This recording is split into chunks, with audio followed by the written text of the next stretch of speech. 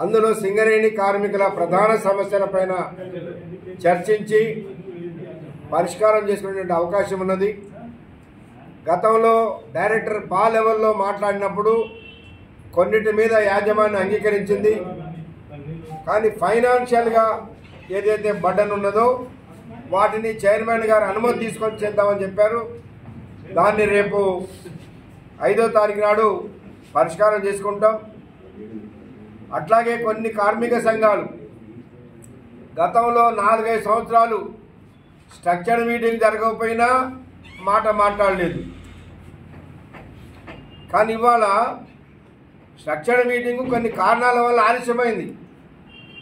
సిఎండ్ఎండి గారికి 2 నెలలు ఎక్స్టెన్షన్ రాకపోవడం కావచ్చు, డైరెక్టర్సు అపాయింట్మెంట్ కావడానికి లేట్ కావడం కావచ్చు, లేదా ఈ నెల ఫిబ్రవరి నెలలో ఎమ్మెల్సీ కోడ్ వల్ల కావచ్చు, కొంత ఆలస్యమైంది. కానీ దానికి ఏఐటీసీ మీద విమర్శలు చేస్తూ ఉన్నారు. అయితే గతంలో కోలు అట్టనే ఓబీ 2 కూడా కాంట్రాక్టర్లకు ఇచ్చిన మాట్లాడినటువంటి సంఘాలు, స్ట్రక్చర్డ్ మీటింగ్ జరగకపోయినా మాట్లాడినటువంటి సంఘాలు ఇవాళ మాట్లాడుతున్నాయి అంటే ఇలా కార్మికులు అర్థం చేసుకుంటూ ఉన్నారు వీళ్ళ పరిస్థితి ఏందనేది.